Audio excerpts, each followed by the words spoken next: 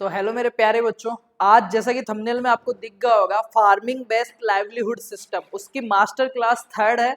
और मैं कहूँ तो आज कोर्स अपना समापन की तरफ है। मुझे नहीं पता ये क्लास कितनी बड़ी होगी, पर आज की क्लास में, इससे पहले अपनी 2 क्लासें पूरी हो चुकी है। जिन बच्चों ने नहीं देखी है जाके लीजिए दोनों क्लासें।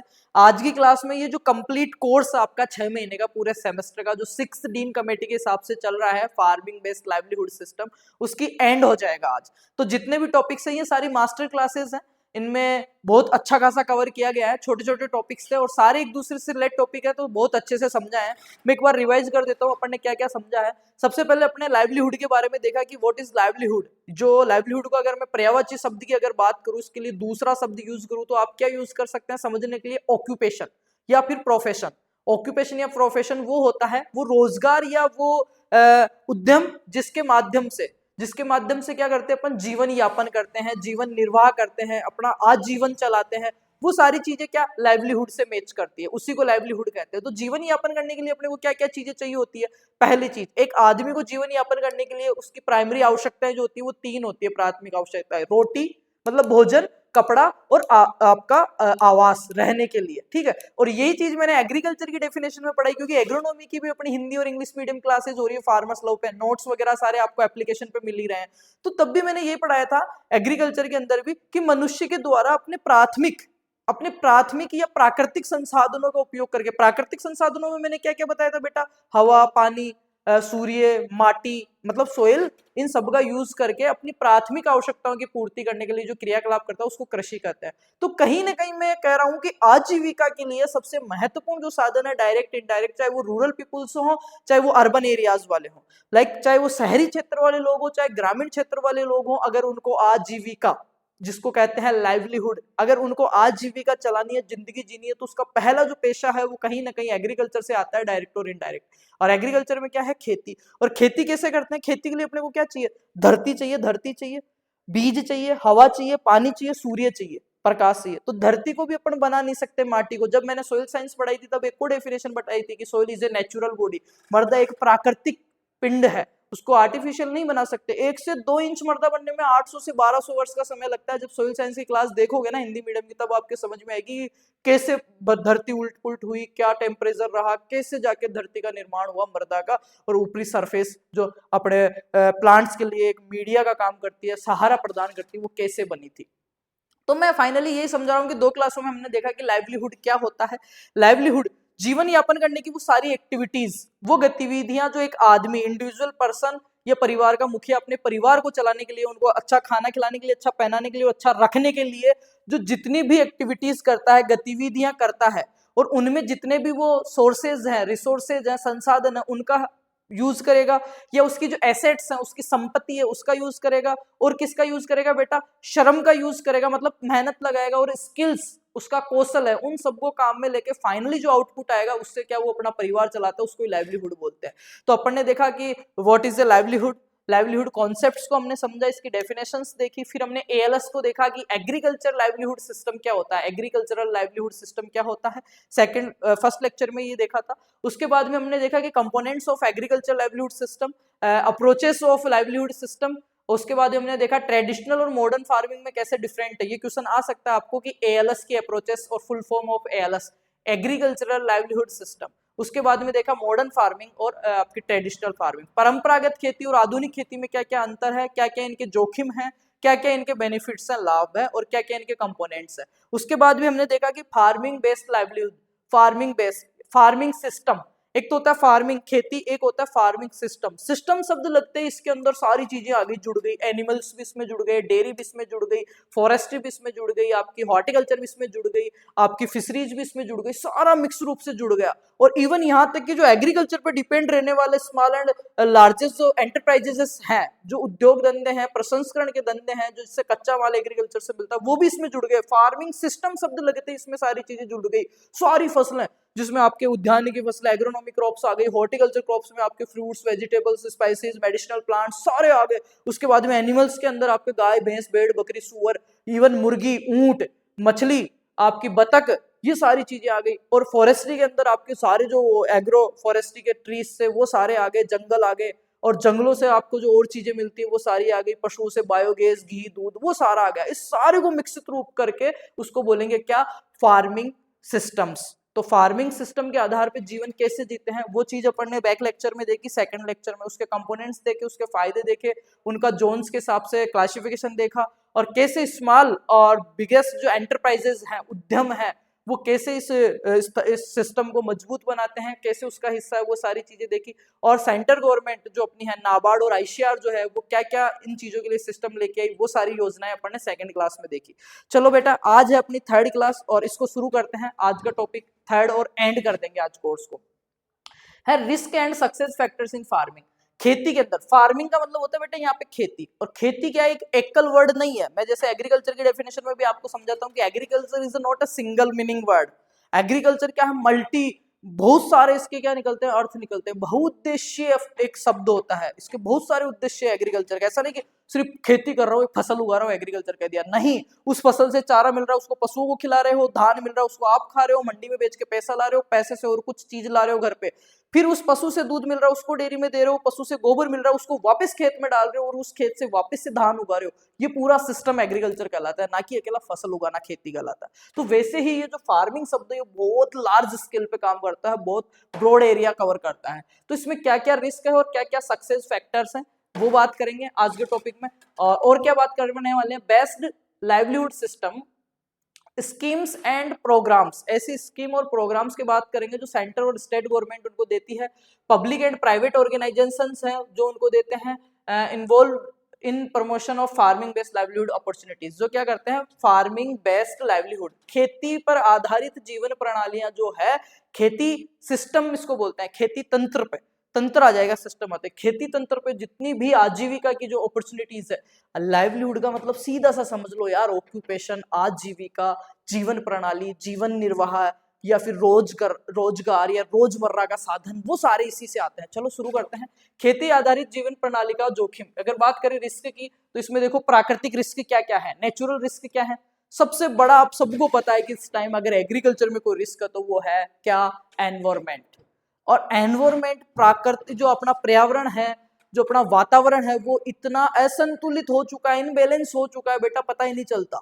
सर्दियों में बारिश आ रही है, ठीक है, गर्मियों में गर्मी नहीं पड़ रही है तो 50 से ऊपर टेम्परेचर जा रहा है, सर्दियों में एकदम से ठंड पड़ गई, बारिशों में इतनी ज्यादा बरसात आ गई कि फसलें गड़ गई, नहीं आई तो सूखा ही पड़ गया। ये किस कारण से हो रहा है, कहीं ना कहीं इसका अपना अगर डीप स्टडी करते हैं ना, तो उसका रीजन भी हम ही है, जो अपन पर्यावरण से, अपने संसाधनों से जो उनका अति दोहन करते हैं, छेड़छाड़ करते हैं ना, वही तो वही चीज पढ़ेंगे अपन। इसमें रिस्क क्या क्या है, तो नेचुरल, दो प्रकार के रिस्क होते हैं। देखो, कोई भी काम में कर रहा हूं तो दो प्रकार के रिस्क होते हैं, एक तो नेचुरल, एक आर्टिफिशियल। एक तो प्राकृतिक रिस्क होता है। तो प्राकृतिक रिस्क में सबसे पहले, चाहे वो कोई सा भी बिजनेस हो, चाहे वो कपड़े का बिजनेस हो, चाहे वो खेती का हो, मौसम सब चीज को इफेक्ट करता है बेटा।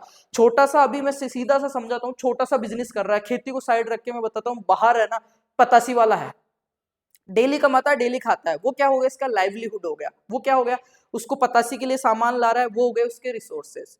उसको पतासी बनाना आता है, वो हो गई उसकी स्किल्स। पतासी को वो बेच रहा है खड़ा होके, वो क्या हो गया उसकी, एक सेकेंड, एक कॉल आ रहा है। हेलो हेलो, नमस्कार गुरुजी। सर मैं थोड़ा सा जस्ट क्लास में हूँ, 10-20 मिनट से करूँ आपको?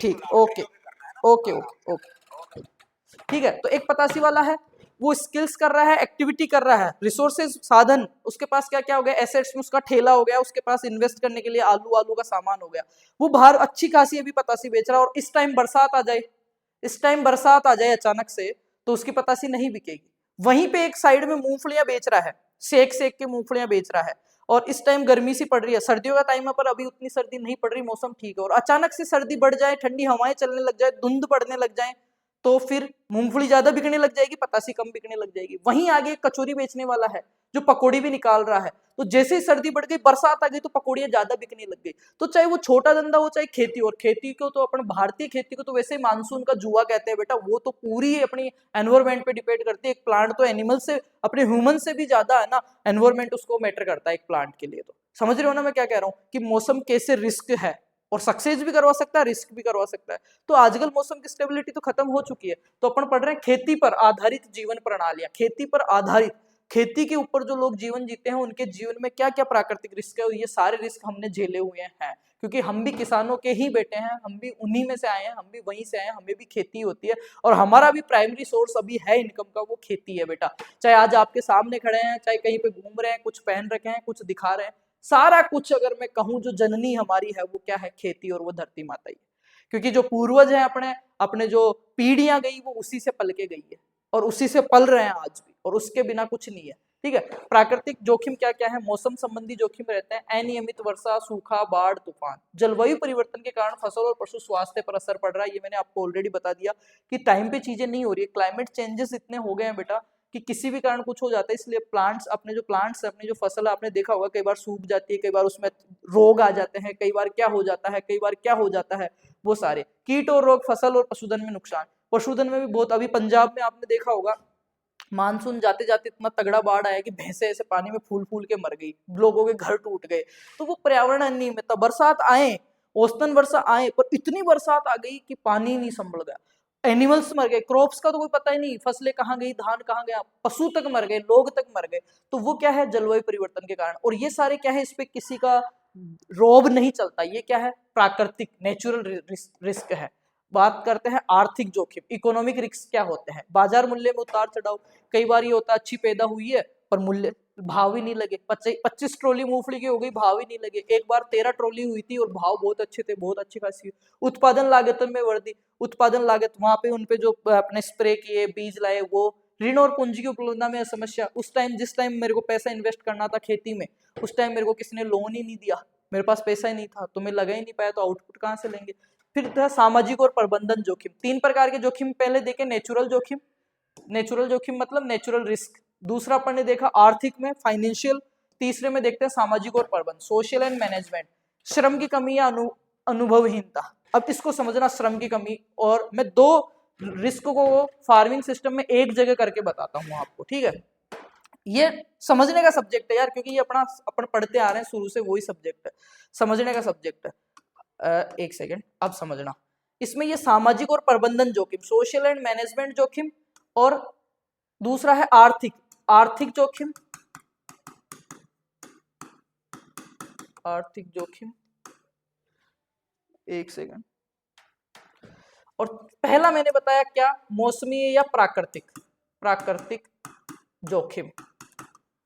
इन तीनों को, चौथा तो फिर हो गया क्या, रिस्क मैनेजमेंट स्ट्रेटजीज हो गई। पर इन तीनों जोखिमों को एक जगह समझाता हूं मैं आपको, ठीक है? कोई भी ऐसे स्क्रिप्टेड नहीं, नॉर्मल चीज समझा रहा हूं, समझना। ये अभी की बात मैं आपको बताता हूं। 3-4 दिन से मौसम अपना पूर्वानुमान बरसात का मिल रहा था, 3-4 दिन पहले। अब इस टाइम की मैं तुम्हें बात बताता हूँ। सबसे पहले मैं बात बताता हूँ आपको, कौन सा, प्राकृतिक जोखिम। प्राकृतिक जोखिम भाई, वो जो टाइम था दिवाली के बाद, उस टाइम हमारी मूंगफली खुद रही थी। मैं हमारे खुद का खेत का तुम्हें, जो मैं गांव में था वो चीज बता रहा हूँ। मूंगफली खुदाई करनी थी, हार्वेस्टिंग उसकी करनी थी, तो हमने खोद दी मूंगफलियां। 3 खेतों की खोद थी, 5 खेतों में मूंगफलियां थी हमारे, चलो खोद दी भाई। अब वो सूख रही है। उधर से मौसम पूर्वानुमान की गाइडलाइन आती है कि 3 दिन में भारी बरसात है। उस टाइम बरसात हो गई तो बहुत भारी नुकसान हो गया, सारा ही नुकसान हो गया। उसको बोलते हैं प्राकृतिक जोखिम, ठीक है? अब प्राकृतिक जोखिम के प्रेशर में आके कि यार बरसात ना आ जाए, माल खराब नहीं हो जाए, अपने को क्या जरूरत पड़ी, किसकी, कि अभी की अभी थ्रेसर लेके आओ और इसकी हार्वेस्ट करवाओ। हार्वेस्ट अगर बेटा मैं उसका करवाऊंगा उस टाइम, तो कुछ गीली रहेगी, कुछ क्या, और वैसे माल का नुकसान हो जाएगा, मेरे प्रोडक्शन कम हो जाएगा, ठीक है? तो मार्केट का नुकसान वैसे हो गया, उत्पादन लागत वाला, बाजार मूल्य, उसका मूल्य मेरे को मिलेगा ही नहीं, और मैं नहीं निकलाऊंगा तो भी नुकसान हो गया। अब देखो, अब मेरे खेत में नहीं, उस टाइम सिमिलर उस एरिया में सारे खेतों में यही कंडीशन थी। हमने किया थ्रेसर वाले को फोन, थ्रेसर आती है ना, थ्रेसर वाले को फोन कि भाई साहब ज्यादा नहीं तो 2 बीघा की तो आप निकाल के जाओ। अब उसके ऊपर भी इतना प्रेशर, उस टाइम इतना प्रेशर कि वो लोगों के भाग रहा इधर उधर, 1 घंटे उसके खेत में ट्रैक्टर, 1 घंटे उसके, वो भी आने में नाटक कर रहा है।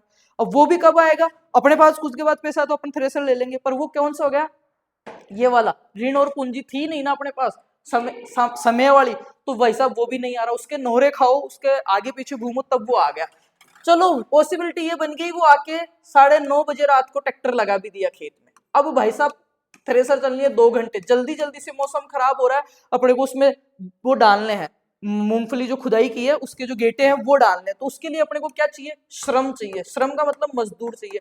अब भाई श्रम और सामाजिक जोखिम, अब श्रम के लिए मेरे को मजदूरों की कमी हो गई उस टाइम, क्यों? क्योंकि सबके खेतों में थे, खुद खुद के खेतों में लग रहे, कोई नहीं आया मेरे निकलवाने, मजदूरों की कमी हो गई। फिर मैंने क्या किया, जब कोई नहीं आया ना, तो हमारे जो बच्चे हैं, जो छोटी बहनें हैं, जो ताऊजी वाले चाचा वाले लड़के हैं, लड़कियां हैं छोटी, उनको लेके गए। छोटे का मतलब जो 15-20 साल के हैं। पर वो अब क्या है, वो इंग्लिश मीडियम सीबीएसई पढ़ रहे हैं, उनको खेती इतना, वो खेतों में जाते नहीं, उनको नॉलेज ही नहीं, उनमें क्या है, अनुभवहीनता है, अनुभव ही नहीं है। तो वो जेड़ी के अंदर ऐसे डाल रहे हैं, उठा रहे हैं, वो वहीं बिखर जा रहा है, थ्रेसर तक वो पहुंच ही नहीं पा रहे, पहुंच भी रहे हैं तो उनको एक्सपीरियंस नहीं है कि कैसे उस गाड़ियों के अंदर डालना है, कुछ दुर्घटना हो सकती है। तो ये सारे तीनों प्रकार के जोखिम मैंने एक ही तरीके से समझा दिए। और अपन पढ़ क्या रहे हैं, फार्मिंग पर आधारित, खेती पर आधारित जीवन प्रणाली। अब हमारे लिए तो उन मूंगफलियों को अच्छे से बेचते, अच्छे से सारा काम करते, उससे पैसा आता है, उसी से तो हम 6 महीने आगे सर्वाइव करते, और 6 महीने आगे सर्वाइव करते उसी को तो अपन क्या बोलते हैं, लाइवलीहुड बोलते हैं। आजीविका का खेती का साधन वही हो गया। और उसमें क्या क्या रिस्क, तीनों मैंने समझा दिए बेटा आपको।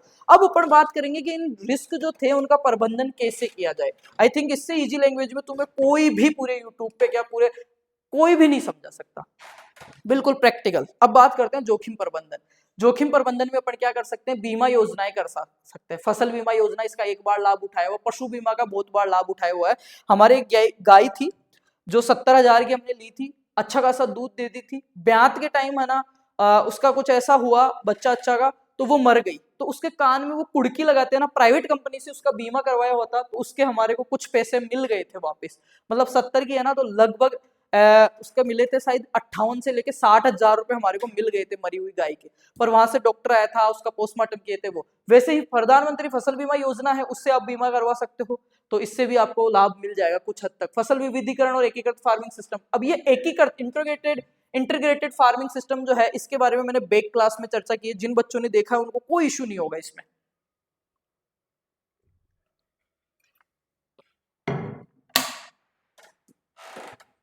फसल विविधीकरण का मतलब ये हो गया कि हम 4 खेत थे, चारों खेतों में मूंगफली नहीं लगा के और खेतों में कुछ और लगाते। में भी बहुत ज्यादा कंडीशन खराब हो गई, मूंगफली पूरी बिगड़ गई, तो दूसरी फसल से सर्वाइव कर जाते, उसको बोलते हैं बेटा।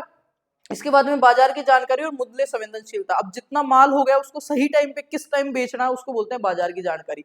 ये तीनों चीज क्या है, जोखिम प्रबंधन, रिस्क मैनेजमेंट। अब यहाँ से क्वेश्चन ये आएगा बेटा आपके पेपर में, मैं अभी बता देता हूँ, अगर यहाँ से क्वेश्चन आता है तो, कि बेटा जो फार्मिंग बेस्ड लाइवलीहुड सिस्टम है उसमें नेचुरल और कितने प्रकार के रिस्क जोखिम पाए जाते हैं, और जोखिमों का निवारण करने के लिए या फिर जोखिमों का क्या करने के लिए, प्रबंधन या मैनेजमेंट करने के लिए क्या अपनाना चाहिए। ये बड़े 10 नंबर के क्वेश्चन में आएगा। तो उसमें आपको लिखना है कि फार्मिंग, पहले तो फार्मिंग बेस्ड लाइवलीहुड के सिस्टम के बारे में लिखना है, फिर लिखना है इसमें मुख्य मुख्य 3 प्रकार के जोखिम देखने को मिलते हैं, प्राकृतिक जोखिम, आर्थिक जोखिम और सामाजिक और प्रबंधन जोखिम। अब कोई बनाने वाला है तो वो उसमें और भी बना देगा, मजदूरों की कमी का जोखिम, बाजार मांग का जोखिम, बरसात का जोखिम, ये सारी चीजें अगर और भी छोटे छोटे हेडिंग्स बना सकता है। फिर जोखिम प्रबंधन में डाल देगा कि फसलों को बचाना है तो फसल का बीमा कराइए, पशुओं को बचाना है तो पशुओं का बीमा करवाइए, अच्छी रेट लेनी है तो बाजार का जानकारी रखिए, और एकीकृत फार्मिंग को अपनाइए। अब आगे बात करते हैं खेती आधारित जीविका प्रणाली में सफलता कारक, सक्सेस फैक्टर क्या क्या है इसमें। देखो,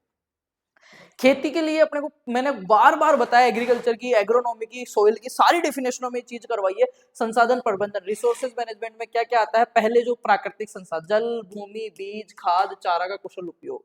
फिर आगे देखो कारक क्या क्या है, टेक्निकल नॉलेज होना चाहिए, वैज्ञानिक खेती। ये जो सारी चीजें अभी आपको लग रहा होगा क्या पढ़ा रहे हैं भैया, पर जो फर्स्ट क्लास में मैंने इंटीग्रेटेड और ट्रेडिशनल, सॉरी मॉडर्न और ट्रेडिशनल फार्मिंग के बारे में बताया था, वहां पे सारी चीज क्लियर की है बच्चा आपकी, ठीक है। तो वहां से अभी ज्यादा जोड़ नहीं आएगा। टेक्निकल नॉलेज होना चाहिए, वैज्ञानिक खेती का, तकनीकी उन्नत बीज और उपकरणों का, विविधता और एकीकरण, इसमें फसल, पशु, मत्स्य, इनको एक जगह कैसे इंटीग्रेट करके अच्छे से अच्छा लाभ उठा सकते हैं, ये अपने को पता होना चाहिए। तो ये क्या है, सक्सेस फैक्टर्स में आते हैं सफलता। वित्तीय योजना, पहले से फाइनेंशियल प्लानिंग करो कि मैं इतने रुपए इस बीज में लगाऊंगा, इतने रुपए मेरे को ट्रैक्टर वाले को देना, इतने रुपए मेरे को सिंचाई वाले को देना, इतना मेरा बिजली का बिल आएगा, सारी चीज पहले से। बाजार और विपणन, मूल्य की जानकारी, स्थानिक और ऑनलाइन बाजार, मूल्य की जानकारी रखो, फलानी मंडी में ये भाव चल रहा है, मैं तो यहाँ बेचूंगा नहीं, मुआना मंडी ले जाऊंगा, मैं तो चौमू ले जाऊंगा, मैं तो दिल्ली ले जाऊंगा, जहां पे अच्छा भाव मिल रहा है अजमेर ले जाऊंगा। तो वो नॉलेज रखो, इससे क्या होगा, सक्सेस। ये क्या है, सक्सेस फैक्टर्स है बेटा।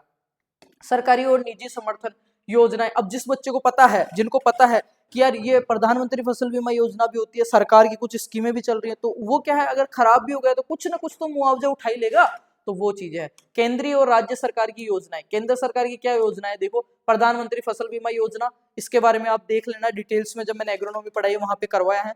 और गूगल पे आप डाल के देखोगे, अगर बड़ा क्वेश्चन आता है, योजना का नाम लिखना है तो सही है, कोई नंबर नहीं कटेगा इस सब्जेक्ट में आपके। पर बड़ा क्वेश्चन आ जाता है, आपको बड़े पेज पढ़ने हैं, तो प्रधानमंत्री फसल बीमा योजना के बारे में आप अच्छी खासी चीजें लिख सकते हो कि फसल नुकसान किसानों को वित्तीय सुरक्षा देती है।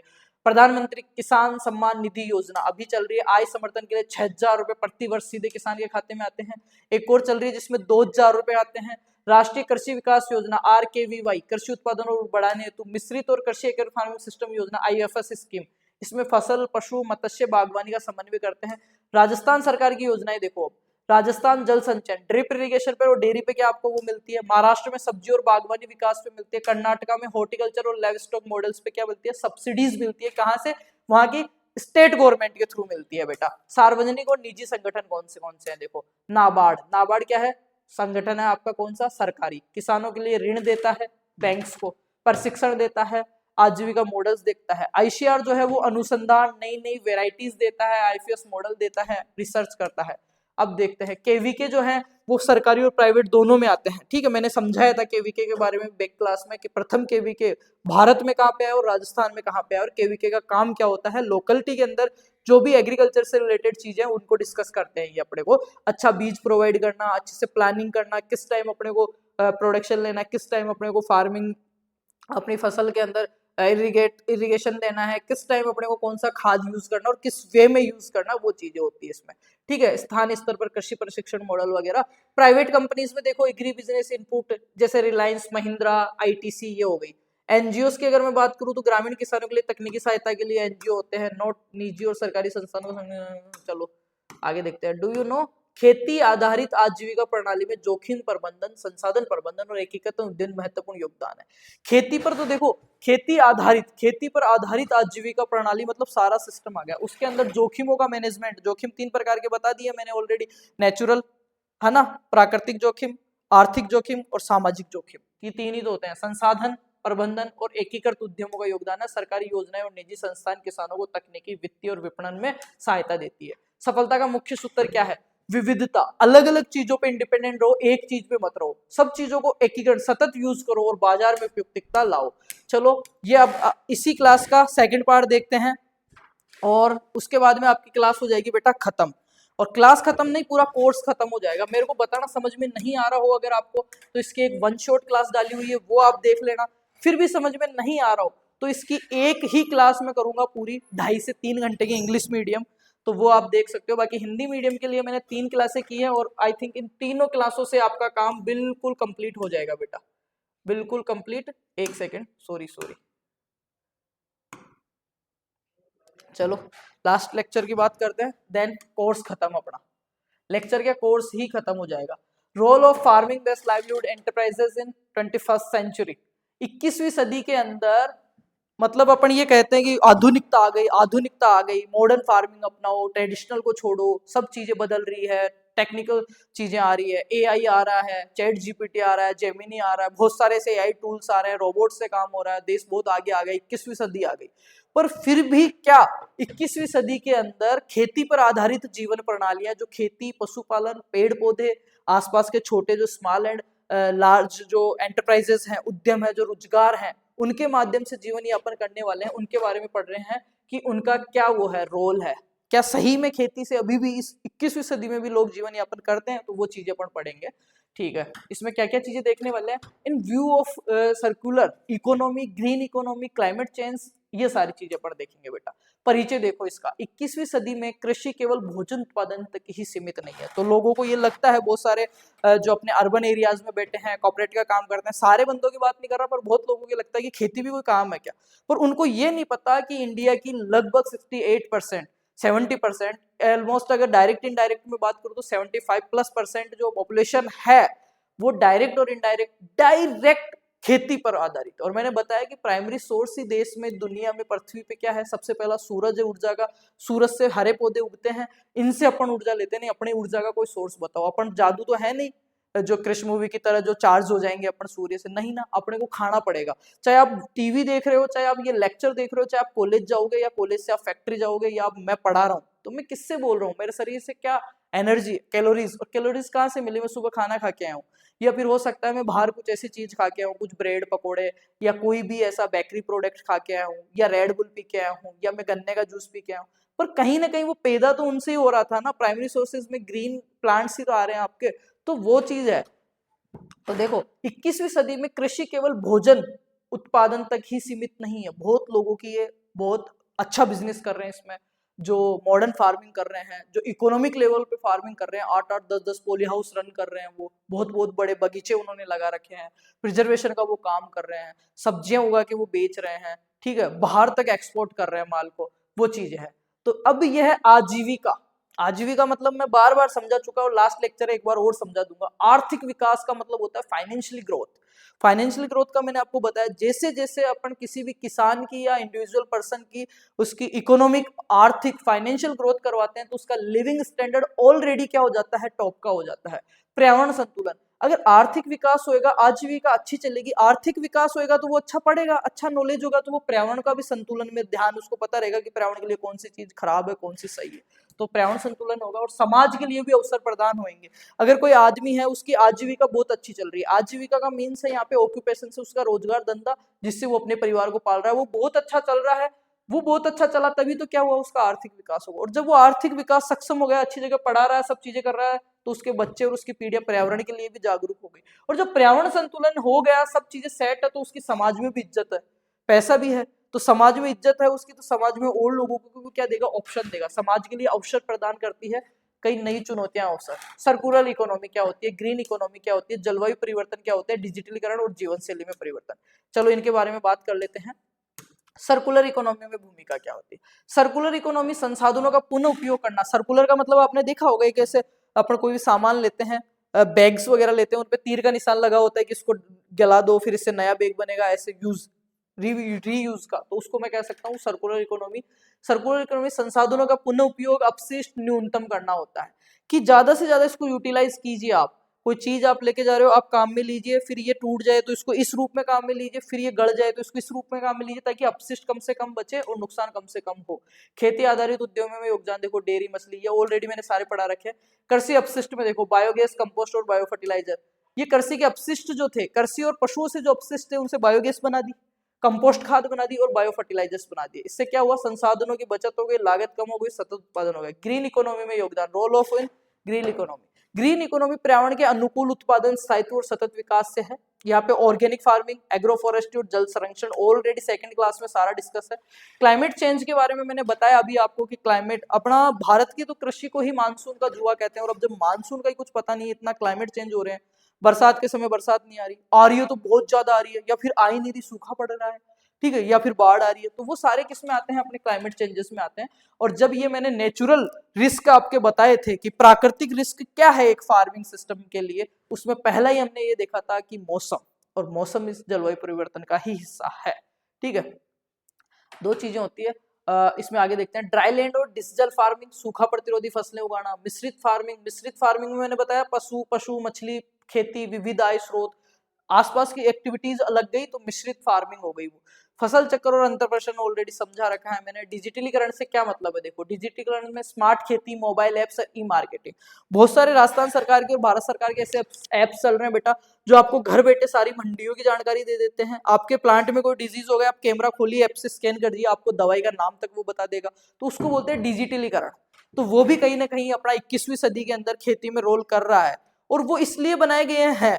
तुम्हें क्या लगता है कि ऐसे ऐप क्यों बनाए गए जो घर बैठे मंडी का भाव बता रहे हैं, घर बैठे एक पत्ती को ऐसे स्कैन करते ही, फोटो खींचते ही वो उसका डिजीज और रोग बता रहे हैं? क्यों?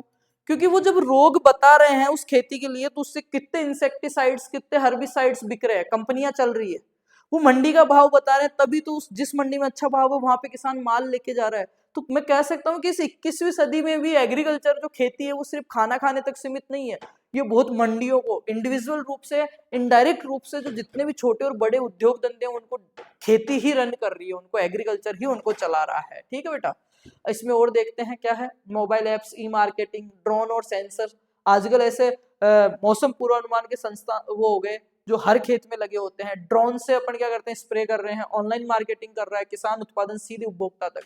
ऑनलाइन मार्केटिंग का मतलब आप समझिए जैसे मक्का मैंने लगा रखी है, मक्का मैंने में लगा रखी है। और आजकल ये जेप्टो और ब्लैंकेट बहुत सारे ऐसे ऐप चलते हैं जो ताजा सब्जियां ये भी आप तक पहुंचा देते हैं।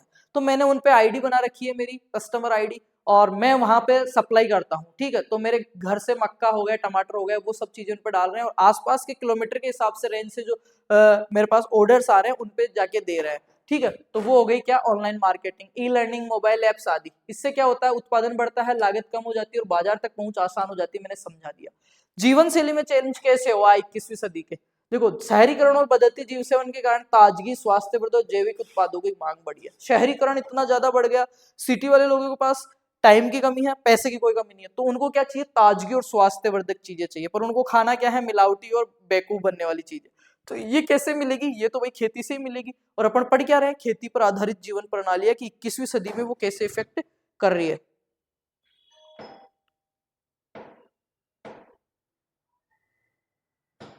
ना।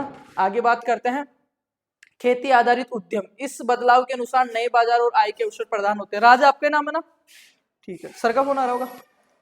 संक्षिप्त तालिका 21वीं सदी में भूमिका। ठीक है, 21वीं सदी में इनकी क्या भूमिका है, मैंने आपको ऑलरेडी बहुत अच्छे से समझा दिया है। इसका निष्कर्ष देखते हैं, कंक्लूजन क्या है कि 21वीं सदी में खेती आधारित जीवन या उद्यम सिर्फ आय का स्रोत नहीं है, बल्कि सतत विकास और पर्यावरण संतुलन का भी है। सतत खेती, और ये हो गया। सतत खेती और एकीकृत उद्यान अपनाकर किसान पर्यावरण जोखिम कम कर सकते हैं, डिजिटल स्मार्ट मार्केट में बेहतरीन लाभ कमा सकते हैं, जीवन शैली की वास्तविक मांग को अनुत्पाद उत्पाद के अनुसार बेच सकते हैं। ये बेटा आपका जो लाइवलीहुड का कोर्स चल रहा है, उसकी 3 क्लासेस मैंने ली है और 3 मास्टर क्लासेस ली है, और तीनों में ये कोर्स आपका होता है खत्म। इसके अलावा कुछ भी नहीं है। हिंदी मीडियम वाले बच्चों की अगर मैं बात करूं, तो हिंदी मीडियम वाले बच्चों के जो फर्स्ट सेमेस्टर में ये कोर्स चल रहा है, according to 16 committee, 2 credit subject है कि खेती पर आधारित जीवन प्रणालियां, उसकी 3 मास्टर क्लास ली है। आज अपनी 3rd क्लास थी, इससे पहले 2 क्लासें हुई है, और आज ये पूरे सेमेस्टर का कोर्स, पूरा सिलेबस, टॉपिक्स कवर होते हैं और सिलेबस खत्म होता है 3 मास्टर क्लासेस में। फर्स्ट क्लास जब आप देखोगे तो आपको topic wise, syllabus, unit wise, जो आपका यूनिवर्सिटी कैरिकुलम है उसके हिसाब से आपको सिलेबस और टॉपिक्स देखने को मिलेंगे कि किस क्लास में अपन ने कितना कवर किया है। मैं एक बार रिवाइज करवा देता हूँ छोटा सा कि इस कोर्स में है क्या और यहाँ से क्वेश्चन कैसे आते हैं। बाकी इसकी 1 शॉट क्लास आपको मिल जाएगी। ठीक है, इंग्लिश मीडियम की क्लास अब आ जाएगी, ये हिंदी मीडियम की क्लासेस थी। ठीक है, इसमें समझने की चीज क्या है, पहली चीज, सब्जेक्ट का नाम है लाइवलीहुड। लाइवलीहुड का मतलब होता है बेटा आजीविका, और आजीविका का अर्थ निकलता है किसी ऐसे काम से, ऐसी एक्टिविटी से, ऐसे रोजगार से, ऐसे ऑक्यूपेशन से, ऐसे प्रोफेशन से जो आप अपने परिवार को और अपने को रोजमर्रा के साधनों के लिए या अपनी आजीविका चलाने के लिए जो काम कर रहे हो। अब काम कर रहे हो तो ऐसा तो है नहीं काम ही काम कर रहे हो, जो एक्टिविटीज कर रहे हो, जो रिसोर्सेज काम में ले रहे हो, जो स्किल्स काम में ले रहे हो, जो संपत्ति एसेट्स काम में ले रहे हो, उन सब की मिली भगत से जो काम कर रहे हो, सारी एक्टिविटीज कर रहे हो, उसको आजीविका बोलते हैं। और ये आजीविका किस में कर रहे हो, अपन एग्रीकल्चर पढ़ते हैं तो अपन ये तो पढ़ेंगे नहीं कि फैक्ट्री वाला कैसे जीवन यापन कर रहा है, अपन पढ़ेंगे कि खेती वाला कैसे जीवन यापन कर रहा है। तो फार्मिंग बेस्ड, खेती के आधारित, खेती पर आधारित जो भी चीजें, आप खेती प्रणाली सिस्टम लग गया इसमें, फार्मिंग सिस्टम लगते ही ये पूरा चेंज हो गया सिस्टम। अकेली एग्रीकल्चर नहीं रही, फिर इसमें animal, dairy, fisheries, forestry, horticulture, ये सारा मिक्सित हो गया। इवन यहाँ तक कि जो हॉर्टिकल्चर, एग्रीकल्चर, एग्रोनॉमी, डेयरी, इनसे जो प्रोडक्ट्स मिल रहे हैं, इनसे जो बायो प्रोडक्ट्स बन रहे हैं, जो सेकेंडरी और प्राइमरी आपके जो एंटरप्राइजेस हैं, छोटे और बड़े लघु उद्योग धंधे हैं, वो भी इसमें आ गए। इवन नॉन एग्रीकल्चर एक्टिविटीज, कोई छोटा किसान है 2 घंटे अपने खेत में काम करके किसी फैक्ट्री में बोझा ढोने जा रहा है, मंडी में माल उठा रहा है, वो भी नॉन एग्रीकल्चर। उठा किसके लिए रहा है, पैसा किसके लिए कर रहा है, हमारे परिवार को आजीविका चलाने के लिए, तो उसको आजीविका कहते हैं। फर्स्ट में अपन चीजें देखी कि इसका कॉन्सेप्ट क्या है, इसके कंपोनेंट्स क्या है। सेकंड में हमने देखा ALS सिस्टम क्या होता है, एग्रीकल्चरल लाइवलीहुड सिस्टम क्या होता है, जो मैंने बताया कि पूर्णतः एग्रीकल्चर पे निर्भर होता है, उसके कंपोनेंट्स क्या है वो मैंने बताया आपको। उसके बाद में हमने पढ़ा ट्रेडिशनल और आपकी जो मॉडर्न फार्मिंग है, परंपरागत खेती जो पूर्वज करते आ रहे हैं, जिसमें टेक्निकल नॉलेज कम था, इन्वेस्ट कम था, आउटपुट भी कम था, रिसोर्सेज कम थे। फिर मॉडर्न फार्मिंग किसको कहेंगे, जिसमें इन्वेस्ट भी खूब है, आउटपुट भी खूब और रिस्क भी खूब है।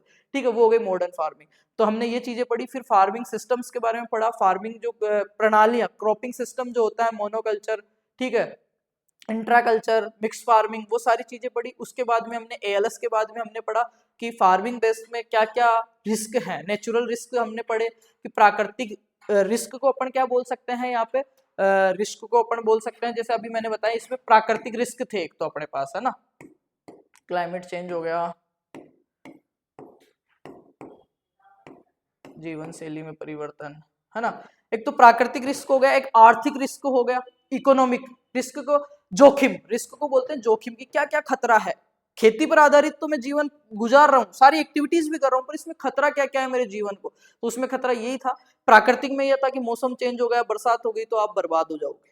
आर्थिक में यह था आपके पास पैसा होना चाहिए, मंडी में उतार भाव कम रहते हैं। थर्ड में यह था सामाजिक में कि आपको श्रम की आवश्यकता होगी, आपको एक्सपीरियंस वाले मजदूर चाहिए होता है। फिर हमने पढ़ा कि इन रिस्क का मैनेजमेंट कैसे करते हैं। रिस्क का मैनेजमेंट करने के बाद हमने पढ़ा कि 21वीं सदी में क्या जो कृषि पर आधारित जीवन प्रणाली है वो कितनी इंपॉर्टेंस रख रही है 21st सेंचुरी में। तो वो चीजें हमने पढ़ी कि 21वीं सदी में भी खेती सिर्फ भोजन उगाने तक सीमित नहीं है, इसको जो कॉमर्शियल पर्पज पे कर रहे हैं उनको स्टेट गवर्नमेंट और सेंट्रल गवर्नमेंट बहुत सारी सब्सिडीज देती है। बहुत सारे ऐसे नॉन गवर्नमेंट एनजीओ ऑर्गेनाइजर्स जो हैं जो इनको बहुत सारी चीजें टेक्निकल नॉलेज देते हैं। इवन ई लर्निंग जो इलेक्ट्रॉनिक चीजें हैं, जो इंटरनेट वाली चीजें वो भी खेती से जुड़ चुकी है, जिसमें हमने देखा कि ऐसे बहुत सारे एप्लीकेशन है, मोबाइल एप्लीकेशंस हैं जो मंडियों के भाव की इन्फॉर्मेशन देते हैं, प्लांट्स के अपने को क्वारंटाइन की इन्फॉर्मेशन देते हैं, प्लांट प्रोटेक्शन की इन्फॉर्मेशन देते हैं, कौन सा रोग है, कौन सा डिजीज है, किसकी दवाई कब काम में लेनी है, इसकी इन्फॉर्मेशन देते हैं। मंडी के भाव का डायरेक्ट अपने कस्टमर तक पहुंचने, मार्केट तक पहुंचने में अपनी रीच में मदद करते हैं। तो हमने ये सारी चीजें देखी, ई बैंकिंग के बारे में देखा, और ऑलमोस्ट सारा सिलेबस अपन ने 3 क्लास में कवर किया। ज्यादा बड़ा नहीं है, 4 घंटे में आप पूरा कोर्स देख सकते हैं, वो भी फ्री ऑफ कॉस्ट। ये पीडीएफ आपको चाहिए तो आप गूगल प्ले स्टोर पे जाइए, फार्मर्स लव ऐप इंस्टॉल कीजिए, उसमें आपको फ्री कोर्सेज में, पेड कोर्सेज में नहीं जाना है, फ्री कोर्सेज में न्यू बैच के नाम से मिलेगा। उसमें सब्जेक्ट वाइज आपके फोल्डर्स बने हुए हैं, फोल्डर्स में आपको वीडियो लेक्चर, अटैच में आपको पीडीएफ नोट्स मिल जाएंगे। ये वाली पीडीएफ प्लस जो हैंड रिटन नोट्स है वो दोनों पीडीएफ आपको मिल जाएगी। तो यहाँ तक क्लास देखी है, एक प्यारा सा कमेंट कर देना। जिन्होंने तीनों क्लास देखी है, जिनका कोर्स कंप्लीट हुआ है, वो लिख देना कि कोर्स कंप्लीट और आपकी कॉलेज का नाम, ताकि मेरे को पता रहे कि कौन कौन बच्चा देख पा रहा है या समझ में आ रहा है। कुछ इसमें चेंजेस करने की जरूरत है तो उस हिसाब से अपन चेंजेस करेंगे, बाकी फ्री ऑफ कॉस्ट रहेगी। और आपको थोड़ा सा बता दूं, हॉर्टिकल्चर की पूरी क्लासें हो चुकी है, मैथ की क्लासें लग रही है, कम्युनिकेशन स्किल की 2 क्लास हो चुकी है, 3rd क्लास में पूरा खत्म हो जाएगा। 2-2 घंटे क्लास आप जाके देखिए। इसके अलावा सोइल की हिंदी मीडियम में लूंगा, इंग्लिश मीडियम में मनीष सर ने बहुत अच्छा जेआरएफ लेवल का आपको कंटेंट दिया है, वो आपको करवाया है पीपीटी के थ्रू, तो वो वहां से आप देख सकते हो। रूरल सोशियोलॉजी की मैं करवा दूंगा आपको। तो ये सारी क्लासेस आपकी होती रहेगी।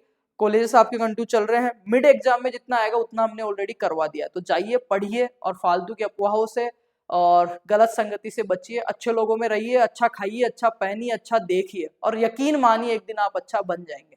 ठीक है, समय लगता है पर चीजें अच्छी होगी, पेशेंस रखिए। और एग्रीकल्चर तो वैसे अपने को पेशेंस सिखाती है, रिस्क से मैनेजमेंट सिखाती है, तो पेशेंस तो आपको रखना ही पड़ेगा। ठीक है, थैंक यू सो मच, उम्मीद करता हूँ सबके समझ में आएगा और कोर्स भी कंप्लीट हुआ। धन्यवाद, मिलते हैं इंग्लिश मीडियम की क्लास से और एक नए सब्जेक्ट के साथ, नई एनर्जी के साथ। Best of luck, love you SRO.